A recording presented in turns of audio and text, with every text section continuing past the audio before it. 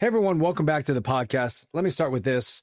We all know that physicians are some of the most intelligent, hardworking professionals out there. No, I'm not biased. Okay, yes, I'm biased. But how come so many of us struggle when it comes to investing? There are some big mistakes that physicians make. We're going to talk about that in this week's episode, so stay tuned. Welcome to the Passive Income MD podcast, where we talk about creating your ideal life through multiple streams of income. If you enjoy hearing about this stuff, make sure to hit subscribe. Now let's get on with the show. All right, everyone. Hope you've had another great week. Whether you're listening to this for the first time or whether you've been a listener for a while, I just want to say thank you so much. I'm so grateful for you that you take the time out of your day, wherever you are, whether you're in a case or in between cases, or whether you're in your car or on a walk with a dog. I appreciate you taking the time, and hopefully this is bringing value to you in some way. We're going to talk about a topic this week that, again, is near and dear to my heart. Not because I love making mistakes, but I've made so many mistakes, especially when it comes to investing. And my hope is that people can learn from them. We can learn from each other and be better off for it. Let's make this a team sport. That's what I'm thinking. Like I mentioned, physicians are some of the most intelligent, hardworking people out there. We've trained for years. We've made sacrifices to get where we're at. And we're used to making critical, important decisions that have consequences every day.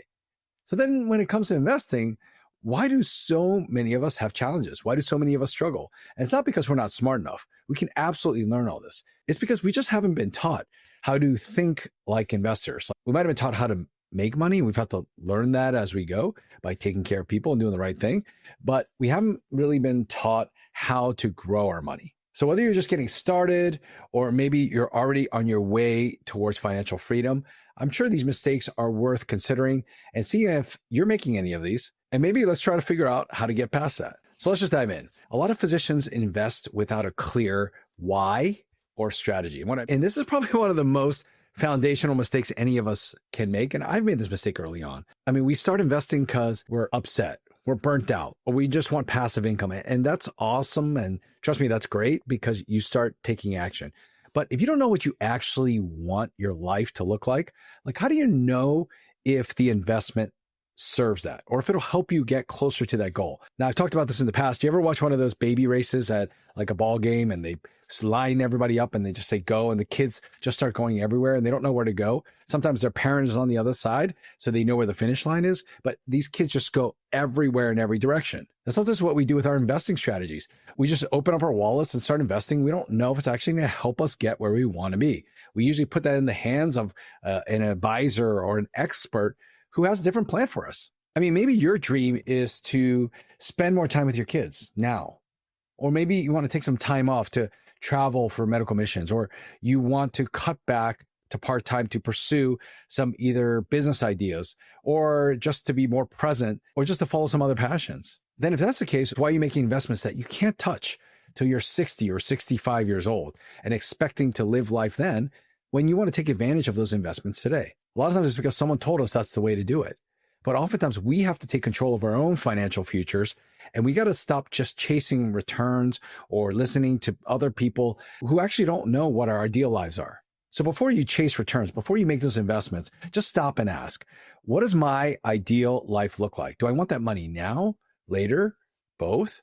And why does that matter to me? And ultimately, how can I align and choose my investments to make sure that it goes along with that it helps us achieve those goals? So if you're able to get clear on your what and your why, then you can build your financial plan from there. So don't make this mistake. You also don't want to make this next mistake, which a lot of us do, and I've done myself. You let the tax benefits lead the way. Now, I get it. We all want to pay less in taxes. Sometimes it feels unfair as a physician that other high-income professionals have all these tax loopholes available to them, and they have these really low taxable rate. You hear about it on the news with certain business owners or politicians or whatever it is. And then here we are as physicians, like writing a huge check, either quarterly for your estimates or one time big a year. And it hurts because we know how much time it took to create that income. So maybe we chase things like bonus depreciation, 1031 exchanges, cost segregation. We hear all about those things in real estate. It sounds great, and it can be, but it should never be the primary reason you invest. I've seen physicians jump into some real estate deals, syndications, just to get the tax write-off, only to realize later that the deal didn't make sense. It wasn't a great deal, had weak fundamentals, or had a lot of risk to it. And the worst thing is that maybe it didn't align with their goals. So you have to really ask yourself, would you still invest in that deal if there were no tax benefits? And let me tell you right away, if the answer is no, then you should probably walk away. Tax perks are the secondary benefit. Of course, it's something you want to consider, but it should only add to. It should be a bonus on top of your primary investment. Invest in the deal for the returns and get the tax benefits as well, but it should be secondary. Hey everyone, I have a quick question for you. Are you looking for a secure and reliable long-term investment strategy? Meet Eckert Enterprises. It's a family-owned and operated firm with over 35 years of experience specializing in U.S. energy and alternative investments. Here at Passive Income MD, you often hear me talk about the need to diversify. One of the safest investment strategies available today are mineral rights. And with Eckert Enterprises, you can diversify your portfolio. Their team is committed to helping private investors like you and me identify and develop successful diversified portfolios. With an average return on investment of over 24% across their portfolios, the Eckert team is dedicated to helping you build and protect your wealth through long-term passive income. All of this while minimizing the risks associated with traditional investments. So check out Eckert Enterprises. If you want that great investment experience, go to EckertEnterprises.com. Again, that's EckertEnterprises.com. Hey everyone, I have a question for you. What if there was a way to make your money work for you instead of the other way around? Let me ask you, are you looking for a way to create passive income and secure your financial future? Or maybe you've stayed away from real estate because you don't have time to be a landlord. Then I want to introduce you to Passive Real Estate Academy. It's the revolutionary platform that we created that teaches you how to invest in real estate passively with little or no effort on your part. In just 4 weeks, our comprehensive course will teach you everything you need to know about passive real estate investing and help build that confidence in you so that you know that you're making a great investment choice. We created this course for busy people like you, and we're going to guide you from every step of the way, from understanding even the most basic information to understanding the jargon and understanding underwriting so you can make sure that you're making a great investment, that you're maximizing your returns and minimizing your mistakes. And the best part, you can do this all from the comfort of your own home with absolutely no prior experience required. So it's time to prepare yourself and learn so that you can be ready for these deals that you see because the time is coming. So don't let the demands of your job or the current economic climate dictate your financial future. So join Passive Real Estate Academy and build that confidence to know that you're making a great investment when it comes to syndications and funds. So visit our website at PassiveRealEstateAcademy.com to learn more and take your next step to financial freedom. Now back to the show. All right, mistake number 3. A lot of physicians do this. They fail to diversify or they misunderstand the risk in the deal. Now, I see this all the time. Someone gets comfortable with one particular asset class, whether it's a certain stock or stock market in general, or maybe something within real estate. Maybe it's just mobile home parks or self-storage, and they put all of their money into it. Maybe they're really into angel investing and they love investing in startups and they put all their money into it, but they don't realize how risky some of these deals are, how illiquid some of these deals are, and how it's not going to help them get where they want to be. I mean, diversification, this whole concept, it's not just about owning different investments. It's about managing your whole exposure across your asset classes, your timelines, your risk levels. You try to build a well-balanced, diversified portfolio so that in tough times, it'll still do well because some of those asset classes will do well. And then in good times, many of those asset classes will give you great returns as well. You want to make sure that in the good times and bad, you're still making money because many of us are actually making these investments to add to our income. And last thing we want to do is some years good income, some years bad. We want to make sure we have that steady passive income throughout the years. Now, I know as high income professionals, people target us for certain types of deals and they sound amazing and there's a lot of FOMO there. But if you put all your eggs in one basket and that deal goes south, how are you going to feel about that? Part of that is about knowing your risk tolerance. Also, it's knowing the rest of your portfolio. Are your investments spread out?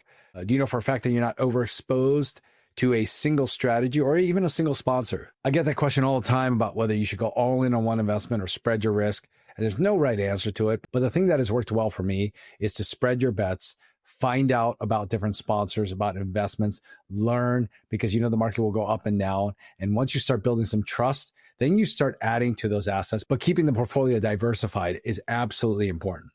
Number 4, we make this mistake all the time. We don't properly vet operators or sponsors, meaning that when you invest in a certain type of deal, whether it's a private real estate deal, a fund, or a startup, some of us get so excited by it that we just jump right in. But here's what I've learned about all of these deals. You're not really just investing in the deal. You're investing in the people that are running it. And unfortunately, a lot of physicians skimp out on this step. Let me ask it like this. If one of your loved ones was going to undergo surgery, wouldn't you care who's holding the knife? It's not about just the procedure itself. What is their experience?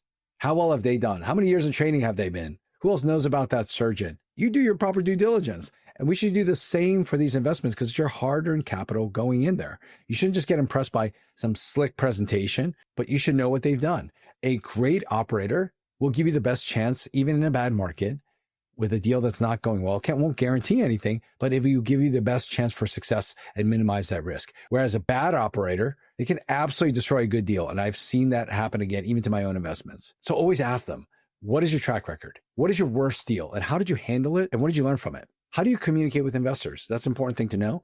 And if possible, you want to speak to some of their investors. Maybe some of them are people that you know within our own community. That is the best situation. Like, you have to dig. Know that you have the leverage because they want your hard-earned money to invest in their deal. So you have every right to keep asking questions till you feel confident, or else you can walk away and wait for the next deal. Lastly, mistake number 5, many physicians suffer from analysis paralysis and inaction. Now, this one can be really sneaky because on the surface, it looks like you're being responsible or you're doing the proper due diligence. But for many physicians, they want the perfect deal. And that can get in the way of taking action or making progress. And I get this one. In medicine, we have to make the right decision. There are some really big consequences. So we want to make sure we minimize risk and we increase the benefit as much as possible. And when it comes to investing, so many people do the same thing. They want the perfect deal at the perfect time, the perfect amount of return, and all of the certainty in the world before they make their first step. And when it doesn't come, they don't move. Now, I had a friend who I tried to get into investing back in 2014, which we all know was an amazing time. However, he felt like the market was going to collapse because it had been 7 or 8 years since the last recession. And so he was waiting for the perfect deal to come along. Of course, it never came. And about 4 years later, I met up with him again, and he had taken no steps, not had made a single investment. And I know he missed out on so many different opportunities. Time matters when it comes to investing. Experience matters when it comes to investing. So even getting started with a small step, you're going to learn so much, and it's going to put you in a better position to take advantage of all of these investments in the future. It's impossible to have 100% certainty. Well, if you did, the risk would match it. Think about the investments that you know are the most certain, like being in a savings account. What are those returns? They're small compared to the other investments that you've seen out there. So yes, taking steps, making investments involve a little bit of risk. And that's where you can really learn to do the proper due diligence to minimize those risks and ask the right questions. So start with a small step. Read a book, join a course, join a community, talk to other trusted investors. Just find a way to build momentum with small intentional action. By the way, if you're listening to this and wondering which of these mistakes am I making, I put together a free resource for you. It's called the Physicians Investing Mistake Checklist. It's free and it breaks down the 7 most common mistakes physicians make, the 5 that I mentioned here, and 2 bonus ones I see doctors make, plus what to do instead. You can grab it in the show notes or on our blog. There's a similar article to this where you can download that quick cheat sheet. So to wrap it up, here are 5 of the biggest investing mistakes that I see doctors make. Number 1, investing without a clear why or strategy. Number 2, letting tax benefits drive decisions. Number 3, failing to diversify. Number 4, not vetting sponsors properly. Number 5, inaction from analysis paralysis. If one of these hits home for you, that's actually not a bad thing. Awareness is the first step. Now here's the challenge. What's the next move? Find other people. Get support on this journey. Learn how to invest passively. Consider checking out one of our resources. If we can help you in any way, whether it's a course, a community, just let us know. In any case, thanks for taking the time, and let's talk again soon. Thanks, everyone. Enjoy the show? Let me know by dropping a review in the podcast app you're listening to us in. And if you haven't already, make sure to hit subscribe. Join thousands of physicians who are also on this journey to creating their ideal lives through multiple streams of income. Learn more at our website, passiveincomemd.com. Thanks again for allowing me to be a part of your journey. See you next time.